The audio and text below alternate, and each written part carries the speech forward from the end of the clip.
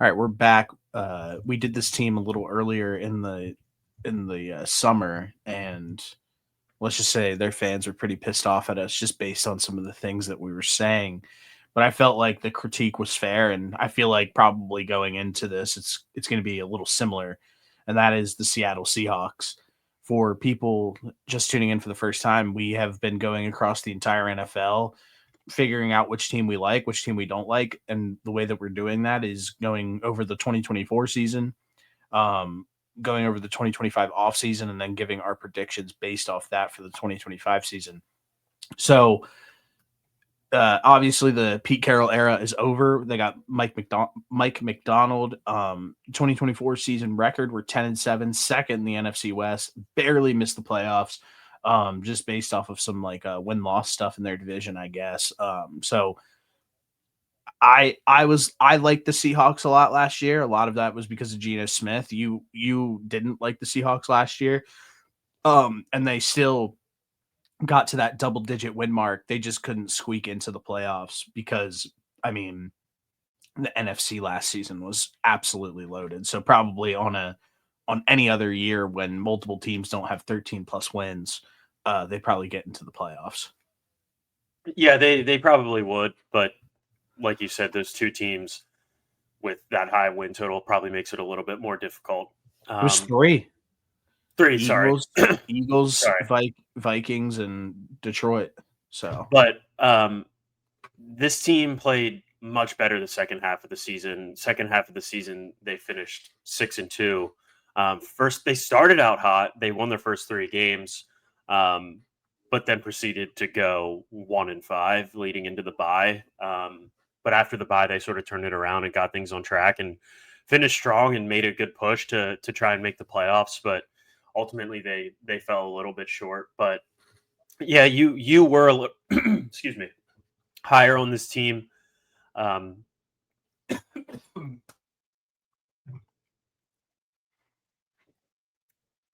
You were a little higher on this team than I was. You like Geno Smith a little bit more than me, but yeah, I think in a normal season they would have been a playoff team. They had pretty talented. They have talent on both sides of the football, but last year was just a gauntlet. yeah, just some stats, points per game, they were 18th. Points allowed per game, they were 14th. And then yards per game, they were 14th. Something that I have here, their DVOA, they were middle of the pack. Offense was around average, defense was around average. You said that they ramped it up a little bit towards the end of the season, which matches that. Uh, the big issue with all of this was they bring in Ryan Grubb, who they've already moved on from, and they were just like the most pass heaviest team in the NFL. They were just like, Geno, you have to sling the rock every down, pretty much. I obviously think the health of Kenny Walker that matters a little bit, and that's probably led into some of it. But I just felt like that run scheme last year was like dog shit, and it really took a toll on that entire team because they were just playing from like they played at third and long. I forget the stat. I said it earlier in the year, like more than anybody in the entire NFL. So I think if they can find a way to kind of get ahead of the sticks a little earlier in downs and put themselves like in a better position, that would have been helpful for them. But obviously that's not what happened, and Ryan Grubb's already out the door. So I think that kind of tells you everything that you need to know. Yeah, and I think there was some issues along that offensive line last year too. But you mentioned Health Kenny wise, for Walker. sure. Yeah. But you Yeah. mentioned Kenny Walker, and that's a guy that just leaves so much to be desired because when he's healthy, he plays at a top 10 running back level, but he's hasn't been consistently healthy Ever. his entire NFL career. But like that's just a guy that I love to watch. He runs the football really well. He runs hard. Like he's really fun when he's healthy, but when he's not healthy, like you see what happens with this run game, alongside of the issues that they had on the offensive line. Like it was pretty much non-existent. I correct me if I'm wrong, but I had them as less than 100 rushing yards per game last season, That sounds about right. and I think obviously if they had any resemblance of a run game, that this team offensively would have been better. It would have put Geno in a better spot. He clearly can manage the offense, and they had good weapons around him. But not being able to run the football and constantly finding yourself in third and long scenarios just makes it a lot easier on defenses. And they had to really battle to even get to the point where they were at the end of last season, being like a fringe playoff team. But if they were able to have a run game, I think they would have solidified themselves as a playoff team, probably. I mean, they won 10 games. It's hard. It's weird talking about this team because you're sitting here saying like they just should have probably been in the playoffs no matter what. But that's just how it kind of shook out this past season. Yeah. One like person that I really want to highlight in all this is just I'm like the biggest Jackson Smith and Jigba fan. Like I'm just like I've liked him since Ohio State. He's so good, and I knew he was going to be really good in the NFL. And after his rookie year, where we said this kind of about like Marvin Harrison Jr. Like he had a worse year than Marvin Harrison Jr. when you look back at it. And he came out this season and absolutely balled 100 receptions, 1,130 yards, and 6 touchdowns. And there were some games where like JSN was just like actually dominant on the field, and the way they used him was like amazing. So I'm really happy that the JSN breakout happened, and we're about to get into 2025 offseason. And I think a lot of the reason that big breakout that he had a lot of reasonings for what they did in the 2025 offseason. But I'm extremely happy to see JSN like flourish in the NFL because he's one of my favorite players. Yeah, piggybacking on that, he went from 628 yards and 63 receptions in 23 to 100 receptions, 1,100 yards in 24. And really, like, the middle of the season is kind of when we started to really see um, him take over as like the guy, I feel like, as wide receiver one in Seattle. He The 180-yard game. well, even the game before that, he had the most receiving yards against the Bills, um but yeah, even so, like that 180-yard game that he had against the Rams, like that was his almost like spotlight welcome to the NFL type game per se, where it's like, all right, well, this guy's nasty. We don't have to necessarily keep a DK, or we don't necessarily like have to keep like Tyler Lockett. Um, we have a wide receiver one here in Jackson Smith and Jigba, and they pretty much ingrained him into that role throughout the rest of the season. And I expect him to take an even well. We'll save that for 2025. But I also really like Jackson Smith and Jigba. If people couldn't tell. Yeah, me too. I also somewhat wonder and worry slightly, uh, like having as much talent as they did in the wide receiver room as they did last year. Like having DK Metcalf, having Tyler Lockett, which Tyler Lockett didn't have a great year, but like he has always been good, like leading up Yeah. to that. So like he's obviously going to get a little bit of respect, and then obviously DK Metcalf is DK Metcalf. And then you look at this wide receiving room now, and I think it's safe to say like Cooper Kupp is washed. I know that like the Seattle fans probably won't like love to hear that, but Cooper Kupp is like a merchant of having like one good season, and the rest of his career is like pretty lackluster, to be completely honest with you. And a lot of that has to do with like lack of games played over the last 3 seasons since his Triple Crown year, where he played all 17. He's played 9 games. He's played 12 games. He's played 12 games. And then I know that everybody in Seattle is going to be beating their chest for Torrey Horton because he had a pretty exciting preseason, but Yeah. ultimately he was a 5th-round pick, and I'm probably gonna pump the brakes on like any Torrey Horton hype until I like really see him like have like a full season of success. So from a volume standpoint, I love it for Jackson Smith and Jigba because I think that he'll get a ton of the volume. but from like a being able to like scheme him open perspective, like they're gonna have to do a better job of that. And I think he'll be able to do it, but just because of how much talent was on that field last year. So just something that I wanted to throw out there, obviously. Like, do you agree with that or No, yeah, we've talked numerous times about how we felt about Cooper Cup and his one incredible season versus the entirety of his career. So I don't really feel like we need to continue to harp on that. It is what it is at this point. I mean, if he can stay healthy, I think he'll be a fine wide receiver too. Fine is like the absolute most that I think they would be getting out of him. Um, and then as far as Torrey Horton, I think that's what you said. I think that's correct, right? Yeah, I yes? saw like some clips of him here and there, but um, another thing that we talked about is taking preseason with a grain of salt. Um, so I would also approach that situation with caution too. It's great that you potentially have somebody that can come in there and make an impact right away, especially if you're getting him in the fifth round. But um, I will be right there with you as far as waiting until he starts to string together a couple regular season NFL games of having success. Let's get in the 2025 offseason. There's the two big ones that I want to highlight, and then you can kind of fill in the gaps. I mean, obviously, we said they lost Tyler Lockett. They trade DK Metcalf to the Pittsburgh Steelers, which I don't love DK, but like he is like decent, and he obviously brings a threat to any defense. Like he's just not like my personal favorite wide receiver, but it felt interesting that they moved off of him. I know that they weren't like, I guess they weren't happy with each other, but ultimately at the end of the day, I said this about like the Micah situation. Like, who gives a shit if the player's happy or not? Like this isn't the NBA. Like, you don't have to give in to every single demand of the player. Like, tell them to suck it up. Like, you're about to make like $150 million here. So you just this is your home.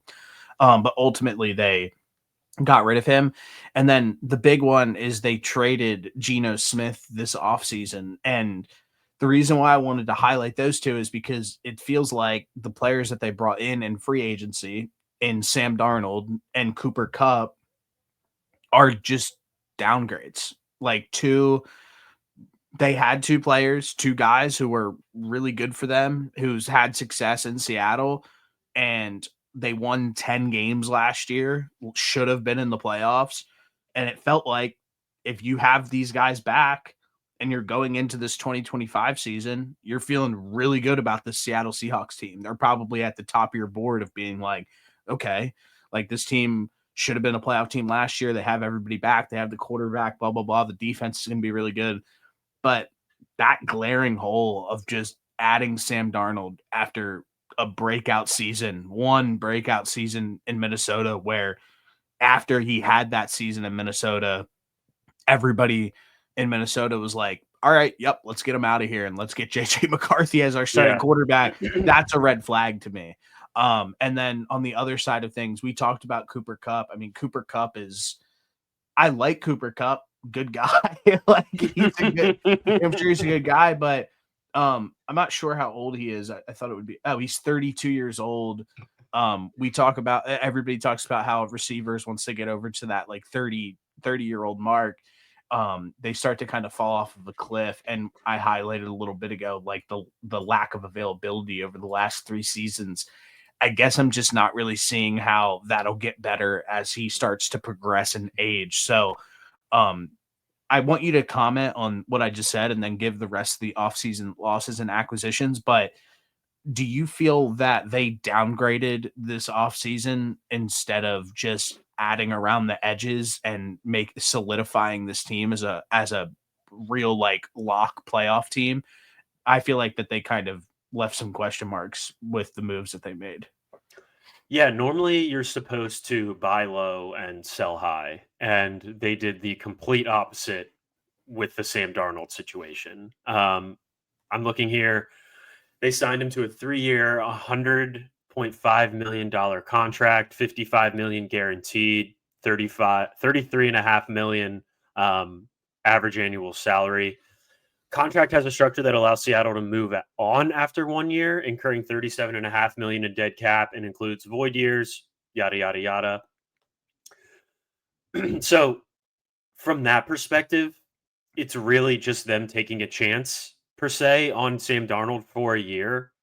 But when you're a team that won 10 games like they did last year, what's the point of taking a chance on a guy in Sam Darnold and say it doesn't work out?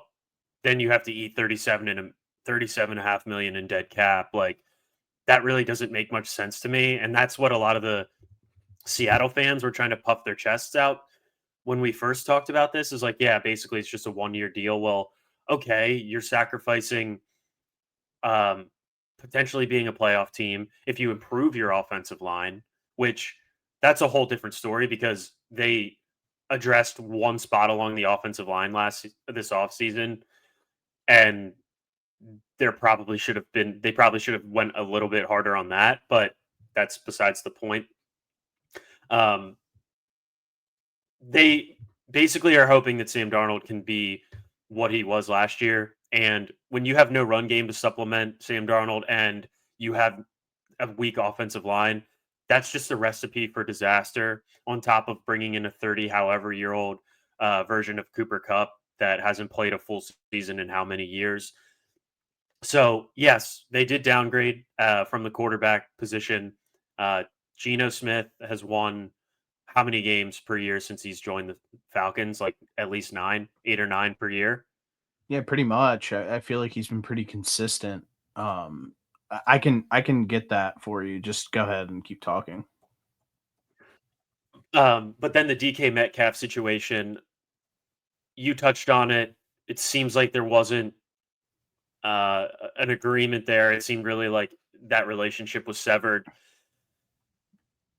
And they probably didn't want to pay him, but that seems like a bad excuse after hearing that they bring in Cooper Kupp and they give him 3 year, $45 million, 17.5 million guaranteed. Like, I know that the DK contract would have been more than that, but when you have talent in the building, like, Keep you it. you keep it. Yeah. So yeah, I think they downgraded a quarterback. I think they downgraded a wide receiver. I would have really liked them to try and keep Geno for another. I'd rather have them try to keep Geno for a year if their plan is to eventually move on off of Sam Darnold. Then This is Geno's record. Is he was 9-8 in 2022. They lost in the wild card to San Fran. San Fran went to the Super Bowl that year. Um, in 2023, they went 9-8 again under Geno Smith, and then last season they went 10-7. So they yeah, just they didn't even have, and then 2025 obviously. So they didn't even have a down year under Geno Smith. Like that's where I'm just, and we've touched on that. People have touched on this. Like if you pay attention to the Seahawks, like their offensive line has been an absolute mess this entire time, just health wise. They've been extremely injured and haven't been able to figure it out. So if you're telling me that you have Geno Smith behind a bad offensive line and the best that you're getting out of him is like a 9-10 win season and squeaking into the playoffs or just missing it, I just don't understand why now, when the offensive line is going to be the healthiest it's ever been, you add a guard who you feel really good about. You have an up and coming young wide receiver. The defense is finally getting rounded out under McDonald, and then you move on from the guy who's given you a ton of success over the last three since he's taken over as the starter in Seattle. As for the 1 year gamble, what's the point of doing that? What's the point if it doesn't work after 1 year and you have to cut him? Aside from the dead money, you're just gonna, as a fan and as an organization, you're gonna be sitting there being like, why didn't we just re-sign Geno to a 3 year deal? Because we would have been in a way better spot. Now you're gonna be like those teams who are in quarterback purgatory and can't get it figured out. And I think that's really what they're leaning towards here. I think that these moves this offseason were just flat bad. I mean, that's really all there is to it. to it. Yeah, and the thing that we saw a lot of was like, oh well, they got younger. The Sam Darnold deal is he's younger. Like there's potential there. It's like okay, we just saw Sam Darnold in one of the best positions possible from an offensive perspective that he's ever been in his entire life, probably even going back to his USC days. Like this situation in Seattle is not even close to what he had in Minnesota. He has a good wide receiver in Jackson Smith and Jigma, but he didn't have Tyler Hawkinson. He doesn't have Jordan Addison. He doesn't have Justin Jefferson. He has a defensive minded head coach, which that could pay off if their defense ends up being as good as we think. Like, that's great. Obviously, that would help Sam Darnold in the long run for this season, but they have a banged up offensive line. They have a good running back, but he can't stay healthy. So there's really not like a consistent run game. So they're asking Sam Darnold to basically put on the cape is what it seems like because unless they can run this football consistently this season, he's going to end up having to throw it around the field. And we saw him do it last year, but the weapons and the offensive line and the offensive scheme were a lot different in Minnesota than what I think they're going to be here in Seattle. I know what everybody's going to say back to like to rebuke that in the comments and everything like that. They're going to be like, oh, like they're going to be in a zone scheme this season. So their run game's going to be good, blah, blah, blah. I know that that's what, if this That, video blows up, that's what the comments are going to say. that only That's matters so fine. much. But if it was that easy, everybody in the NFL would have a zone scheme and be great at running the football. So let's just watch it play out before we jump to that conclusion. Yeah, I mean, Sam Darnold's been on 5 teams since he's been in the NFL. So I just obviously like the Geno Smith story worked out like before, like in Seattle. So I think that they probably have like a good feeling for that. But also that might just be a little bit different. So you can't just like have the same thing happen over and over again. Um, yeah, I not to, let's just not beat a dead horse on this. We think the move sucks. Yeah. So that's really all there is to it. Do you have any other roster losses that you want to highlight from this 2025 offseason? Yep, they moved on from Dramont Jones, interior defensive lineman, Rayshon Jenkins, George Fant, left tackle, Robertson Harris, Laken Tomlinson, Tyler Lockett, Trey Brown, Kevon Wallace, Artie Burns, Pharaoh Brown, Stone Forsyth, and that's about. There's some other guys, but that's about it. What about in free agency outside of Sam Darnold and Cooper Kupp? There could have been more additions since I made this list, but it was obviously Darnold and Kupp. They added DeMarcus Lawrence. They added Josh Jones. They added Marquez Valdez-Scantling, and then they brought Drew Luck back. Oh, MVS. That's right. And then for in the draft, just some things that I wanted to highlight. They go and take Gray Zabel at 118. I think he'll probably be a pretty good player. But ultimately, at the end of the day, he's a guard. He's having the best camp in the NFL, though. That is well. I sent this the other day. Colin Cowherd picked the Seattle Seahawks to win the West, and the reasoning is because Gray Zabel is having a great camp. That's the only reason he said. He's like, the Gray Zabel's having a really good camp. I was like, well, what the heck? I was like, there's got to be more. Like, if the I'm happy for him. I'm happy for him. Like, he seems like a good dude. Like, but like, I feel like we have to have a little bit more to it than that. So yeah, I was my coffee just got dropped off. Let's go. Gray Zabel, yeah. So shout out to him. And then Nick Amawari, who is like an athletic anomaly, like complete freak. He's like the Anthony Richardson of safeties. He's obviously not going to start this year. If they do, I think it'll be very targeted situations where maybe he like runs loose at a quarterback or something like that. But I don't know how much they're going to trust him unless if an injury happens to be like a starting safety for them. I think their safety positions are okay. But yeah, so then they take Awario, the tight end, who is it looks like he's second on the depth chart right now. And then they took Horton the wide receiver, White, another wide receiver, and then they take Jalen Milroe as well, who's now third on the depth chart. Good. I wanted to say something about that too. Go. The Jalen Milroe situation, I look at it as like I'm grabbing my almost coffee. Keep talking. okay. I was gonna say almost like what I know you. I know you like you want to have backup quarterbacks. I fully understand that part of it. Um, is the plan with? I mean, you have to answer this when you get back. So if I have to repeat it, it's not a big deal. But is the plan for if the Sam Darnold situation doesn't work out after, say, a year or two?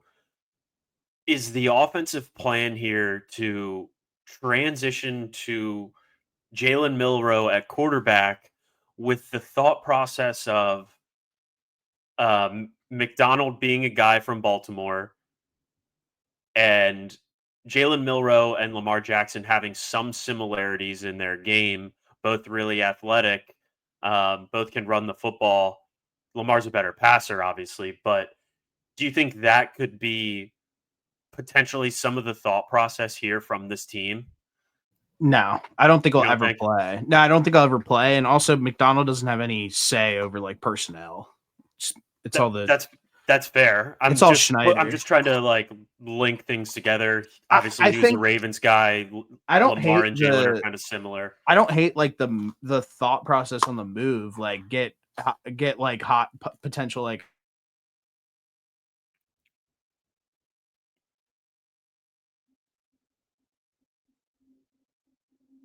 You lost him. Hello. You don't hate the potential on the move. Yeah, but like Jalen Milroe is just like not that good of a quarterback. So there's not just not much to talk about. Like Oh, he's I not don't gonna think he's. Yeah, he's just not gonna play. I don't think that there was any thought process in taking him. I think you're saying that because they're both black. I think they have very similarities to their game. I think they're very similar. I think they're both really freaking athletic. I think they can both run the football. I Yeah, think but Jalen Milroe can make some throws, but I think yeah, Lamar's but obviously but a way better Lamar is quarterback. like the best thrower in the NFL. I made that very clear when Okay, I I said was that. just listen. I'm just pointing out what I'm seeing over here on my end. But Don't do that to me. no, I don't think that at all. Just because I don't think that he has everybody. Well, Lamar was great in college, and Jalen Milroe was a Heisman candidate, You're you're in shambles since I called you and out. no, and Lamar was undervalued coming out of college. It feels like there could be some undervaluing of Jalen Milroe coming out of college. Like there is similarities there. I don't see it at all. I mean, there's a reason these guys, let's just put it this way, like if you're going to play in the NFL, you're not going to fall to the third round. Again, I think that like in Seattle, like they've had that success. Like I gave the example of like the Geno Smith situation where they bring a guy in whose career was dead and they revived it. Then they're like, oh, we get Jalen Milroe in the late rounds. Like, is this like another Russell Wilson type situation? Like, can he emerge? Um, no, I don't think that's going to happen at all. I mean, that's just like those are anomalies, and it just so happens that Seattle has that experience with it. So I think we're going to hear a little bit of buzz with it. But no, ultimately though, I like the thought process of taking guys like this. Like you just said, like Jalen Milroe, it was a really good college football player. He was a freak in multiple ways, like testing. He is a decent thrower of the football. He is super athletic. I think we probably do see him in some packages potentially. I can see that. But I just think that like taking a chance on Jalen Milroe, taking a chance on somebody like Nick Amarori. Like, there's just no downside in that. If it hits, you look like a genius. If not, it's not that big of a deal. You knew that that was kind of the case going into it. But yeah, I'm fine with their off season and their draft. I know that you said that you wanted to see them take more on like the offensive line. I think their offensive line as is it should be good. Like Charles Cross should be good. Abraham Lucas should be good, but they haven't been healthy. And I know that it doesn't make sense for me to sit here and kind of like slam the table, but in the sixth, they did take an offensive tackle. In the seventh, they did take an offensive tackle. I'm not saying that we're sitting here saying that those guys are going to pan out, but they are throwing darts at the board at some bodies. And I think as constructed, if they can stay healthy, and there's already a red Q next to Charles Cross's name, I think that this should be a pretty decent O-line. Yeah, I do think it should be better than last year too. Obviously, if they're healthy, I understand like throwing darts on the board, taking these guys late in the draft, but I don't know. Like to me, taking a guard, I guess they took a guard with their first pick, and I do like Gray Zabel. I think he'll be solid there, but like it almost feels like them taking a guard and a tackle in the sixth and seventh is just like, all right, whatever here. Like we'll try. I don't know. It doesn't feel as if like you're trying to really commit to it, taking guys that late. But I guess it's more so of they just need depth at this position rather than anything. Because, like you said, when their line is healthy, it should be better, which I do agree with. It's just their line hasn't been healthy. So, yeah. Again, I like what they did in the draft. I hate what they did in free agency. It's kind of like a two-sided sword, and that's yeah. really all there is to it. Some Vegas win total stuff. Their win total right now is sitting at 7.5. To win the AFC West is sitting at plus 600. They're at the bottom of the barrel. Super Bowl odds plus 7,500. Sam Darnold MVP plus 6,000. I think that'd be crazy. And then some people like Devon Witherspoon. I like him as well, but he hasn't. He's had some health issues as well. Plus 7,500 to win Defensive Player of the Year. What do you? Anything here? I know that you probably aren't gonna like. What do you? Obviously, no Super Bowl. Obviously, no NFC West. What do you think about their over under for wins?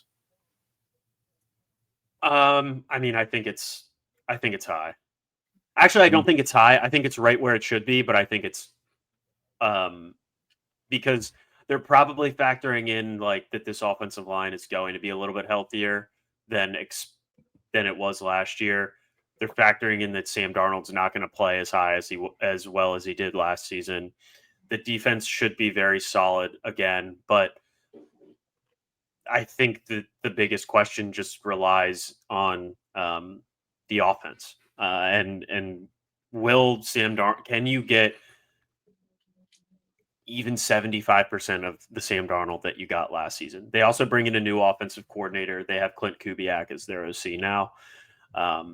So maybe they start off putting up like 500 yards in their first 3 games and then Potentially. just completely fall apart. But I think this team's just going to try to be really run heavy. And we'll see how it plays out from there. If that doesn't work and Sam Darnold has to, like I said earlier, throw 40 times a game, it's going to be a long season for Seattle. I also have here Jackson Smith and Jigba Offensive Player of the Year plus 5,000. If that is if that hits, interesting I'll to be you. amped. No, it doesn't, but it would be cool if it happened. Yeah, I think really what it comes down to is what you hear everyone. Let's just get into the 2025 season predictions here a little bit, if that's okay with you. Yep. Really what it comes down to is everybody is just speak so highly about this defense and how amazing it is and everything. It finished middle of the pack last season. And ultimately, if you're not finishing like in that top like 3 defenses, you're not a Super Bowl defense. So I'm starting to sit here and think if they finished midway in DVOA last season and it was kind of like a middle of the pack defense at times, it could play above expectations. If we get to, let's just hypothetically say we move up to the 10th spot. Let's just say they're the 10th best defense in the NFL. I think their fans would probably not agree with that. I think that they would probably say that they're going to be better than that, but let's just be realistic about this. I think that this offense is going to take a step back. I know people are really excited about this Kubiak situation, but again, let's just proceed with caution with that. Another reason is I like Kenneth Walker. I like Zach Charbonnet, but Kenneth Walker's health, he's always missed games. So, like, let's just tail that back a little bit. The wide receiver room's worse. The quarterback room's worse. So, I'm going to say that the offense that they had last year is going to be worse than what it is. So, I'm not seeing how this team is going to be better than what they were last season in any way, shape, or form. If Geno Smith was at the helm, we'd be having a completely different conversation. It would be a completely different conversation, but there's so much new going into this offense with a new OC, with a brand new quarterback, with like a Cooper Cup coming in, and then we're dependent on the health of the offensive line, which has been shaky over the past few years. We're dependent on the health of like a Cooper Cup, of a Kenneth Walker, guys who have shown over the last 3 seasons that they haven't been fully available all the time. And then going back to the defense, I like this defense. I like the names on this defense. I think that they can be good. Yeah. And I think that I think when they play like a Pittsburgh Steelers week 2 I'm looking at, like, I think that that's a team that they could match up well against, but any team with a decent offense, I could see them being able to do things against this defense and them not being like a true shutdown type. With all of that being said, I I just don't see how they don't finish last in this division. The only way that I don't see how they finish last in this division is if Matt Stafford gets hurt, or if the 49ers just continue having like the absolute year from hell. So outside of that, but I think that their like ceiling honestly is like 7 games. Like I Yeah. think that that is like how, if they're playing at like the absolute best, they're going to win 7 football games. Yeah, I mean, I'll say that I think their ceiling is probably one game better, and that's if like their defense is as You good mean as like it could win be. 11 games? No, no, no, no, no, no. 8 or 9 is their Oh, ceiling, okay. I think. Like 8 or That's 9 is their ceiling, and that's if like their offensive line stays healthy, Kenneth Walker stays healthy, Cooper Cup stays healthy. Like I'm naming 3 huge pieces of the offense staying yeah. healthy, and that's just to win 8 or 9 games. Like I'm gonna take my chances on one of those three things not going as planned. Um, and I think realistically, this is a 5-win team. I think they go 5-12. Yeah, I listen, I don't hate that. I'm gonna go 7 just out of respect for this defense, but I just I don't see it going very well. Unfortunately, I feel bad because I'm like as you know, I'm like the biggest Geno Smith defender like of all time. Like I Yeah, love Geno Smith. I think he's really good. I think he elevates the team. But you let that guy walk out of the door. He was probably the most important piece on this team. And I feel like fans, people who are covering the team, because there's now like a newfound buzz for the Seattle Seahawks. Like Bill Simmons really likes the Seattle Seahawks. Colin Cowherd really likes the Seattle Seahawks. I'm just not getting there with them with so much new on this team. And really what it comes down to is just, are you going to sit here and try to defend Sam Darnold? Because if you are, then like you can have that argument. Like have that yeah. argument, and if Be it pays out, be my guest. it pays out. If it doesn't, then like we're going to be sitting here being like, well, that's who he has been his entire career. And we didn't Yeah, overreact to the fact that he was the 14th best quarterback and he played the best he's ever played in his entire career with Justin Jefferson and Jordan Addison and all these great players, and Kevin O'Connell, who's one of the best head coaches with quarterbacks in the entire NFL, and going into a completely different situation. I just think that it's probably fair for us to just be weary of the situation in Seattle right now and not buy stock. yeah. I'm more than okay with not putting my flag on, like not cementing my flag on the Seattle Seahawks. There's been a lot of brutal takes from Cowherd and Bill Simmons this offseason that I've seen that I just like. disagree Are with. you just trying to trick yourself into believing in some of these teams, or like what's happening? Like, did you not see these guys years before they had one really great year? Like, what is like? I don't know what's happening. I mean, And what it comes down, I mean, they're doing it with multiple teams that don't deserve it. But go ahead. Sorry, I didn't mean to cut you off. no, I just don't understand. Like, I feel like people are just so blinded by how well Sam Darnold played last season that they're just not taking anything else into account. Like, the years that he didn't play well are just completely out the door and don't matter coming into this season.